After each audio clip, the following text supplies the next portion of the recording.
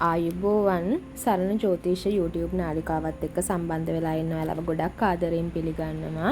අපි බලමු අද සිංහ ලග්නයෙන් උපන් ඔබට මේ වගේ ගති ලක්ෂණද තියෙන්නේ කියලා. රවි හිමි සිංහයේ උපන් අය ආත්ම ශක්තියෙන් යුත් දියුණු වීමේ තද ආශා ඇති එඩිතර ගතිය ඇත්තෝ වෙනවා. ඉතින් චිත්ත ධෛර්යය නිසාම මෙයාලා විපත් වලින් මිදෙන්න හරි සූරයි. ඉතින් ආත්ම විශ්වාසය නිසා ඕනෑම බැරෑරුම් කටයුත්තක් කරන්න මේ අය බාර ගන්නවයි කියලා පෙන්눔 කරනවා. ඉතින් මහ බලාපොරොත්තු නිසා සුළුසුළු වැඩ කරන අයව සහ සුළුසුළු වැඩ කරන එක මෙයාලා සිදු කරන්නේ නැති දෙයක්. ඒ කියන්නේ මෙයාලා සුළුසුළු දේවල් කරන්න කැමති නෑ. මොකද මෙයාලගේ බලාපොරොත්තු හරිම විශාලයි. ඉතින් ආගිය තැන ප්‍රධානත්වයේ දරන්න පුළුවන්.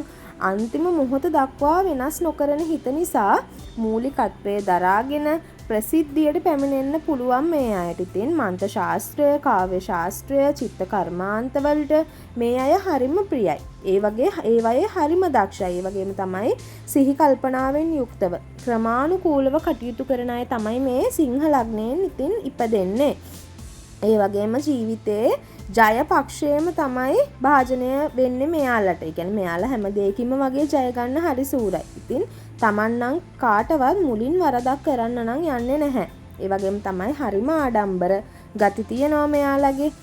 තමන්ගේ දරුවන්ට හරි ආදරෙයි. දරුවන්ට වැඩිහිටි අය වුණත් මේ දරුවන්ගේ වැරදි පෙන්නනවට මේ අය කැමති නැහැ. ගොඩක් වෙලාවට රාජපාක්ෂික වෙනවා.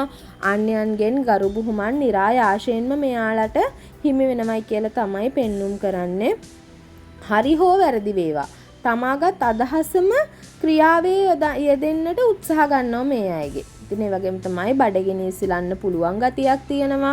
ඒ වගේ තමයි මේ රාශියෙන් මහා වේගවත් පාලකයෝ බිහි වෙලා තියෙනවයි කියලා පෙන්නනවා. ඉතින් මෙයාලගේ දුර්වලකම් හැටියට නම් පෙනෙන්නේ තමාගේ තීන්දුව වෙනස් නොකිරීමට සිටීමත්.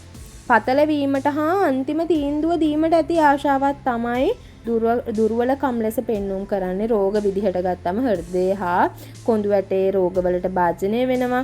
වැඩි වියේදී වකුගඩු රෝගද මුත්‍රා රෝගද සෑදෙන්න පුළුවන් මේ සිංහ ලග්නයෙන් උපන් අයට. ඉතින් තවත් වටිනා වීඩියෝ එකකින් ඔයාලව හම්බ වෙන බලාපොරොත්තුවෙන් මම අදට මෙතනින් සමුගන්නවා.